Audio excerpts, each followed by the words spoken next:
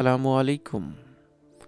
প্রথম মানুষই প্রথম বিজ্ঞানী বইটি কেন পড়বেন শেয়ার করব বইটির পিডিএফ লিংক। এর আগে বলে রাখি, ইসলামিক পিডিএফ বুক চ্যানেলটিতে নতুন হলে সাবস্ক্রাইব করে রাখতে পারেন।